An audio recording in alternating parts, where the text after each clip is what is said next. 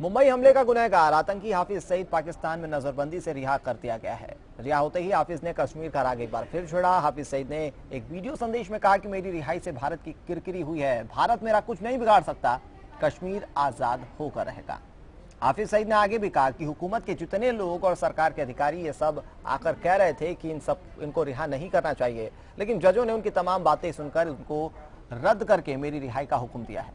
मैं समझता हूं कि ये पाकिस्तान की आज़ादी की जीत है, इंशाअल्लाह कश्मीर भी आज़ाद होकर रहेगा। उन्होंने कहा कि मैं कश्मीर का केस लड़ रहा हूं और कश्मीर की वजह से भारत मेरे पीछे पड़ा है।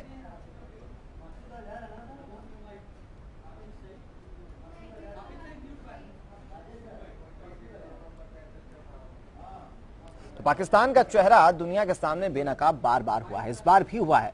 हाफिज सईद जिस पर कार्रवाई के नाम पर महज उसे नजरबंद किया गया और अब उसकी नजरबंदी तक हटा दी गई है।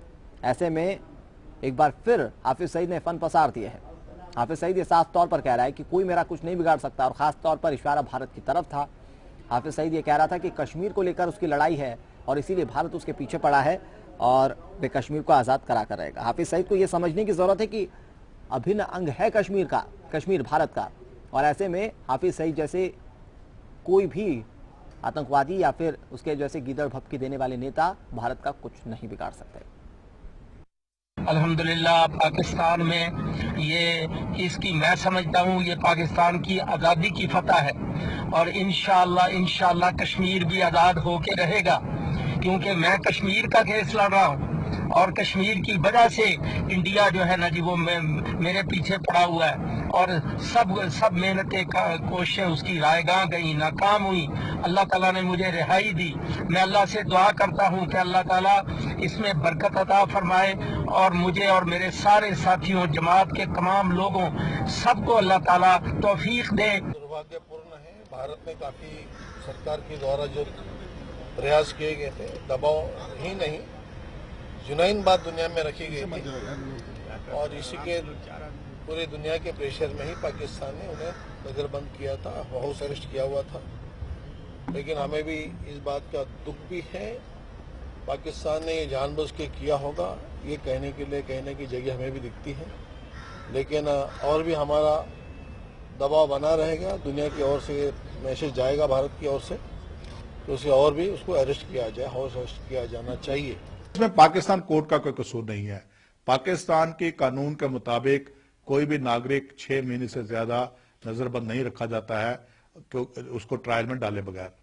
तो पाकिस्तान सरकार जो है ये उसकी नाकामी है कि वो 6 महीने और 7 महीने के अंदर कोई सबूत नहीं पेश कर सका। ये एक हास्यास्पद बात है क्योंकि हाफिज सईद के खिलाफ इतना ज्यादा सबूत है उसके इन्वॉल्वमेंट का ये 26/11 बंबई टेरर अटैक के अंदर। तो पाकिस्तानी सरकार जो है वो पहले से ही उसकी जो नीयत के ऊपर शक था कि हम ये आशा में बैठे हुए हैं कि पाकिस्तान एक लोकतंत्रीय देश है। वो कब था?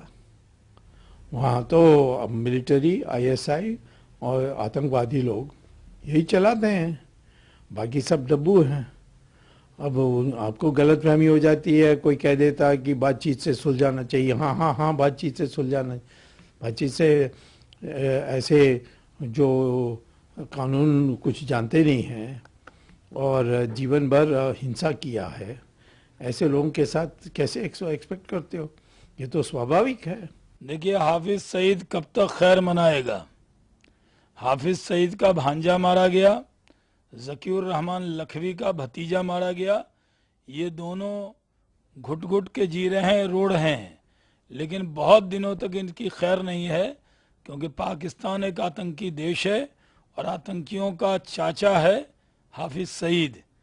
इसलिए मिली भगत से ये सब उसको छोड़ा जा रहा है, लेकिन पूरी दुनिया की नज़र है